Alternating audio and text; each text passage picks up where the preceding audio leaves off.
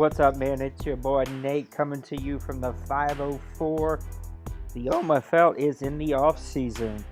This is one of the best times of the year, and we've got a lot to talk about tonight, but I'm going to try to keep it short and sweet because, well, it's just me. Hopefully by the time we get back into the regular season, we'll get our buddy Brady back on here with me, and you guys won't have to just listen to me by myself. So, first order of business, congratulations to the Bills. Your season 68 OMFL champions. Congratulations. He is an owner who has fought hard this past year. Had some ups and downs.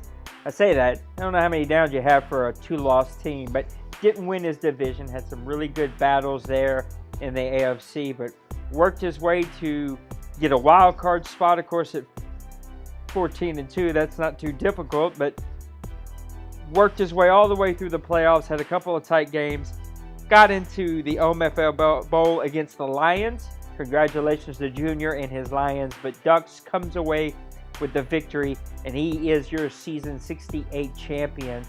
Congratulations. You guys deserve it. We also gave away a lot of awards this past off-season. Our MVP for the season, which is our award that we hand out to the best Madden player of that season, went to Brady. A very tight vote there. The OMFL Owner of the Year, which is the guy who really encompasses everything about the OMFL, all of the extra stuff, not the actual record and play, but everything else. That went to our co-commish, Chaotic. So congratulations to Chaotic. I know he had a really tough season, but he fought and battled through, and he very much deserves that award. He's a great owner here, works a ton, usually 7 days a week, and yet still makes tons of time for this league and has donated a ton of money. And so he's very much appreciated, and I'm glad that you got to win that. We also gave away our player awards. Your Offensive Player of the Year went to Matt Ryan, who had an amazing season. Defensive Player of the Year went to Luke Kuechly. The Defensive Rookie of the Year went to the safety from Atlanta, whose name I am actually forgetting right this moment. And then your Offensive Player of the Year went to Paxton Lynch, the Denver Broncos quarterback. So congratulations to all the award winners. Congratulations to all the guys in the playoffs. Congratulations to the two guys who made the OMFL Bowl, and to your champions, the Bills. You guys had a great season, but now we are into the off season. Everyone did a wonderful job with being patient with the long, extended time that we give. I know it kind of sucks. Everybody wants to rush and play games again. The problem is there are guys who really do want just a little bit of a breather. And so, yeah, I know that the extended time sucks, but it gives those guys a little bit of a breather.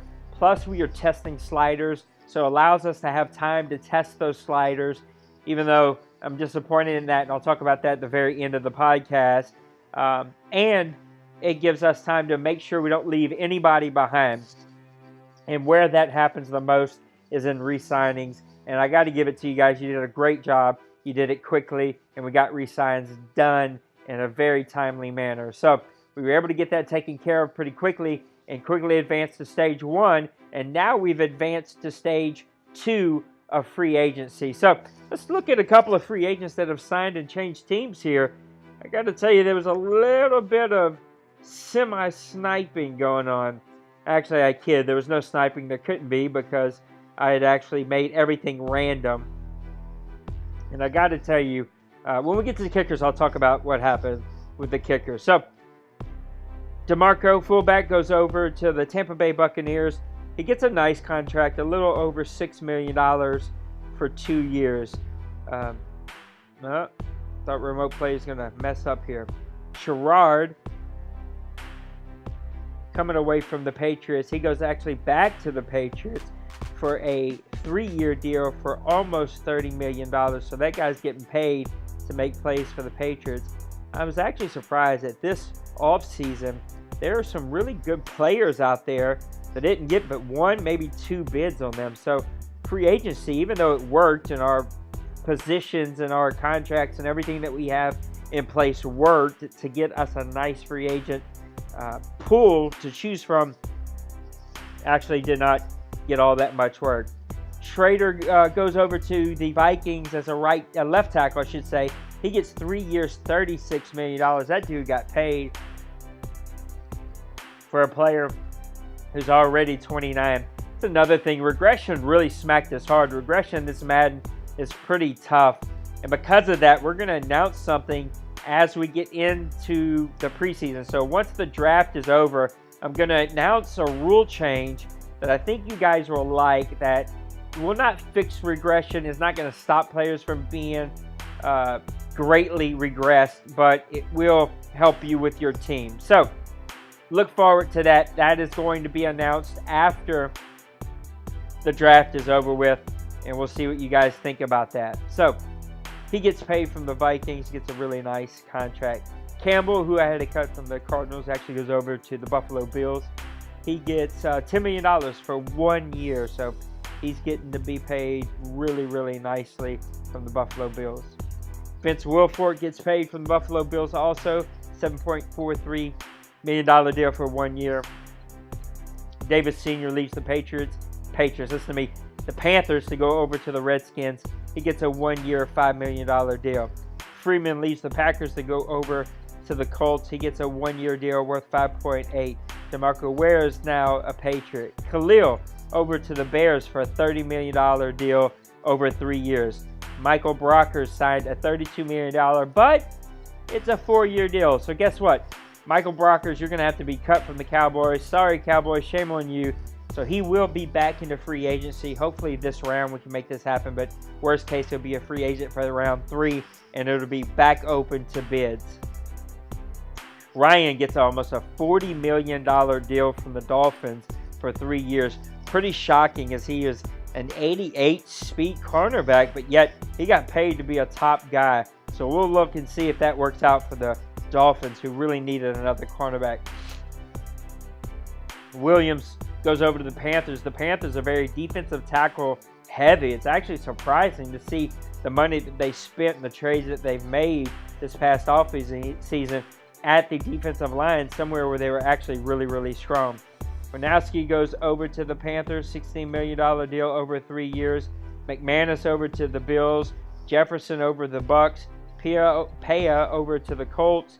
Perry goes over to the Panthers. That's a really good pickup for them. He's 27. He can run. He can make plays. That Panthers team gets even stronger in defense. Johnson, cornerback, goes over to the Lions. Bynes goes over to the Lions. Davis goes over to the Chargers. Another really good pickup for them at middle linebacker. Baker goes over to the Patriots, who've been really busy this offseason. Mingo goes over to the Bengals. Mingo was a guy that I had my eye on, but is a little bit of a project, and at 26, that's tough to do. Wilson goes over to the Bills, a good pickup for them. Wilson, the receiver, goes over to the Bucks. All right, I'm sorry about that. We are back for the 3rd time. This thing is giving us a hard time tonight, but let's keep talking about free agency here in round 1. I just would like to cover all these for you. Baker goes over to the Patriots. Mingo over to the Bengals. Wilson over to the Bills. Wilson over to the Bucks. I don't know how you would say that. Cassandra? Whatever his name is. He signs a 3-year deal over 15.6. It was amazing to me what kickers got this past offseason. It was actually a kicker that I felt like I was sniped on, but I wasn't. He actually did everything up and up. Like I said, there was really no sniping. I will say, though, I logged into Advanced, and I just wanted to check my bids. Seen that I was outbid for him, and so I was like, I'm going to put in one more bid. I made up a number, put it in, because I don't see what that number is. Put in that bid, submit it. It was too low, so I said, fine, I lost him. So I lost my kicker. He went over to the Rams right here. Was really excited about trying to bring him back. Reimers goes over to the Jets. Kruger goes over to the Jets. Bolomir goes over to the Dolphins. Davis goes over to the Cowboys. Martin goes over to the Bengals. Te'o goes over to the Raiders. Brings his girlfriend with him, but you can't see her. Klein goes over to the Cowboys. Siglia goes over to the Rams. Quigley goes over to the Panthers. Nugent goes over to the Giants. Wright over to the Rams. Treader to the Bills. Tameo over to the Chargers. Spence over to the Panthers. Hillman over to the Chargers. You'll kind of see the rest of them here. Now we're starting to get into players that are going to be primarily backups. So overall, I felt like it was very successful round one. I really like how Madden has changed it to be more realistic, where most players do sign in round one. I thought that was a good pickup from the Browns. Probably shouldn't have said anything to him about there being a good running back out there, because I really want to go and get this guy. But Browns get a good running back, even though he's still trying to figure out what he's doing with his team. But anyway, these were all really good pickups. This was a good first round. The shocking part to me was how much kickers were paid. Kickers really got a lot of money this offseason. I know that kicking has been difficult, and I think guys are realizing just how difficult it is to kick, and so they want to spend the extra money to go out there and get that kicker to be a playmaker for them. So a lot of guys got really nice contracts. I think what's going to be interesting is to see, with regression, how many of these guys become free agents again, because they get regressed, they have a fat contract, and they get cut. Another nice pickup for the Browns, somebody that I was battling him for. The Browns really were able to pick up a few nice pieces for their team. And there you go. That is all of the free agents that signed, minus my free agents, because they are listed under my signings. But it was a very good round one of free agency, and I'm excited to kind of see how round two and round three is going to play out. The draft is going to be this Sunday. I'm sorry, it's giving me some technical difficulties here, so I was just trying to mess with it. But I'm excited to see how the draft is going to turn out. The draft is this Sunday at 8:30 p.m. The draft show will be at 8. If everyone is around, we may start a little early, because I know that is going to be super late for the East Coasters. We moved it back 30 minutes to help the West Coasters, but again, it's a catch-22. I think next year we're going to start with a standard like 7 o'clock time, and I'm just going to pick those times ahead of time, because we got to really find something that isn't too late for the East, isn't too early for the West, but it's not going to make everybody happy. It just doesn't work that way. So it's been a really successful offseason so far. The two things that I've been slightly disappointed about has been the lack of interest in our slider test. It's been very few people that actually signed up to take a team. Been even less games, user versus user. Just doesn't seem to be a lot of energy to try to do that, and we really need to get these sliders tested. They do need some small adjustments from our regular season that just ended, and I really wanted to see more guys buy into that. I gave that to the teams who didn't make the playoffs as something that they could do to keep them busy, help the league, and still continue to play, and yet no one really bought into that. Because of that, I am slightly disappointed. So, if you're in the test franchise, please help us out. Get some user games in. Don't worry about your team. Don't worry about who you are. Swap teams, move around, get some user versus user games just to get a feel for the running game and the speed. Those seems to be the two things, and the quarterback pressure that we're really working on, just slightly adjusting. So help us out with that. Post your thoughts. Let us know what you think. Also, the other thing that I was slightly disappointed in is that really throughout the season, there seemed to be not a billion complaints. We kind of ebbed and flowed. We had moments where there were a lot of complaints, but overall, guys were really finding a way to play, to be a man about it, and to be cool about it and figure it out. That was until the offseason got here. And the salt content in the postseason this past year was high. And that salt content tends to cause people to be thirsty. If you don't know what thirsty means, just type !thirst in the chat and you'll see what thirsty means to us here in the OMFL. I just was really disappointed in the petty complaints and amount of footage that we had to watch, and just the overall bad gameplay and complaining. As the games began to matter more, guys really tended to lean towards that line of non-strategic gameplay.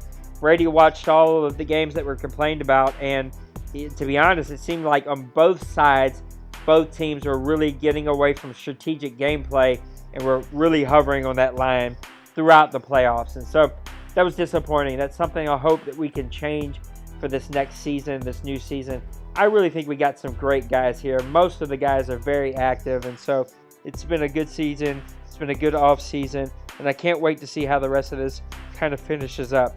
So here's what's going to happen. We're going to have an advance tomorrow, then another advance on Friday, and then Friday and Saturday we'll just be sitting there as we wait for the draft to start. I will start a draft show 30 minutes before the draft where I will just kind of cover some pre-draft thoughts of who I think can go where and what I think could happen as the draft kind of progresses. And then as the draft takes place, we'll have the chat up that I'm on now in voice chat. We will also have our chat program up to where you can join that, and I can actually take call-ins. I can't take it in the regular chat program because there's no recording feature there, and so only my voice would show up and not yours. And then, of course, I will have open the PlayStation remote of my Twitch feed, and you guys can be able to watch that if you so choose. So I can't wait for the draft show. It's one of my favorite things that take place. I will hang in there for the entire draft if my voice hangs in there with me. I'm still recovering from my surgery a month ago, and so we'll see if the voice hangs in there. If the voice hangs in there, I'll gladly do the entire draft. Hopefully we'll get some call-ins. Hopefully we'll get Brady to join us. Hopefully Ducks and Chaotic. Get those guys to come be a part of the show. So with that said, I appreciate all the effort and energy that you guys are bringing to the league. We added another 4 or 5 platinum members this past week, and so it's been really good. I'm really looking forward to the draft on Sunday and then the start of the new season by Monday night. It's going to be fun. It's going to be a good time, and I can't wait to see how things play out. So, for the board, Chaotic, and all of the leadership here at Grown Folks and the OMFL, I appreciate you tuning in to the show tonight. I will see you at the draft on Sunday, 8 o'clock sharp Central. The pre-draft show will start, and we will see you there. Peace out, fellas.